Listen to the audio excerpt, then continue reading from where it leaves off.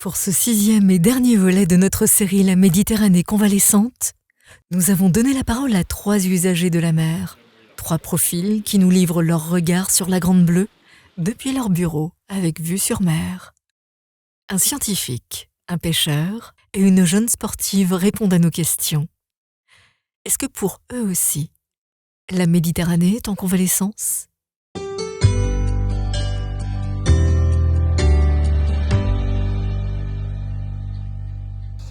La mer, c'est un espace de vie, c'est un espace de travail et c'est un espace où j'aime bien me ressourcer.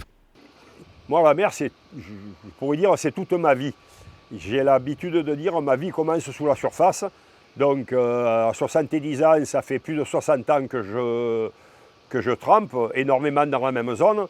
Et dans la mesure où je m'immerge souvent, je peux faire les constats depuis des années qui m'ont apporté à ce rôle un peu de sentinelle de la mer pour dire réellement ce qui se passe dans la vérité du terrain, l'évolution positive ou négative de ce qu'est la Méditerranée. Mon rapport à la mer, moi j'ai eu la chance de naître à côté de la mer, donc j'ai toujours vécu à côté de l'eau. J'ai toujours fait des sports nautiques. Donc mon rapport avec la mer, je dirais c'est plutôt un rapport fun, de divertissement. Je fais beaucoup de surf, de kitesurf. J'ai fait de la planche à voile quand j'étais petite. Là maintenant je fais du wing foil. Donc voilà, c'est plutôt pour moi la mer, c'est un endroit incroyable pour avoir du plaisir et pour avoir du fun. Pour parler de l'état actuel de la Méditerranée, il faut peut-être se rappeler quelles étaient les situations il y a 40 ans en arrière.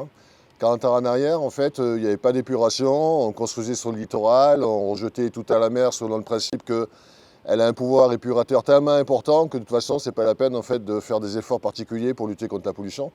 Donc on a une situation quand même qui était assez dégradée, assez catastrophique, puisque quand on allait se baigner à la plage, on avait une chance sur 3 de tomber malade, il y avait des mortalités de poissons, les fonds marins, les habitats étaient détruits.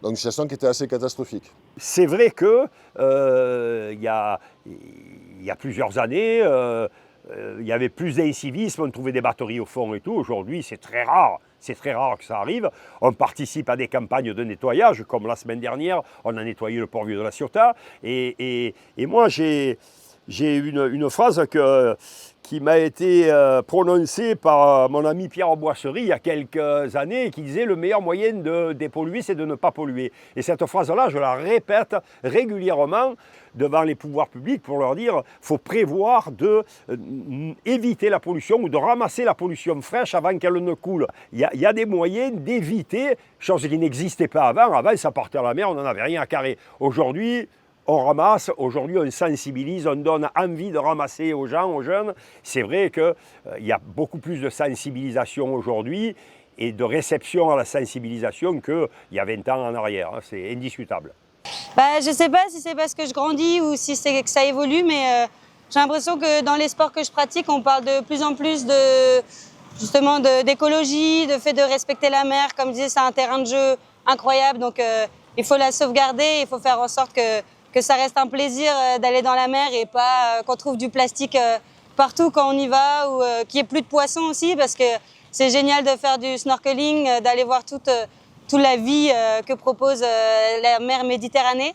Là, on a la chance d'avoir Porquerolles, tout ça, et c'est incroyable. Il faut garder cette richesse et cette vie qu'il y a dans cet espace-là. Moi, je suis pas hyper optimiste quand on voit la tendance actuelle des politiques, de la société qu'on nous propose, mais par contre, je suis optimiste quand je vois que les gens, les citoyens se bougent quand même beaucoup. Il y a beaucoup d'associations, il y a beaucoup de parcs nationaux, il y a beaucoup de personnes qui se bougent justement pour essayer de sauvegarder cet espace naturel-là. Et ça fait plaisir. Et moi, j'ai envie de les suivre et j'ai envie de les soutenir. Et c'est super beau de voir ça. Oui, si on fait un focus sur les jeunes générations, aujourd'hui, elles portent en fait un discours qui est plutôt pessimiste en fait. Ça nous interpelle aussi assez régulièrement puisque chaque fois qu'on discute avec cette jeune génération, ils ont du mal en fait à apprécier l'évolution de la Méditerranée des années 80 jusqu'à maintenant, quoi. Eux, ils ont connu une Méditerranée sur laquelle on n'arrête pas de dire qu'elle est pleine de déchets, qu'il y aura plus de déchets demain que de poissons, que tous les habitats vont mourir, que le changement climatique va tout tuer.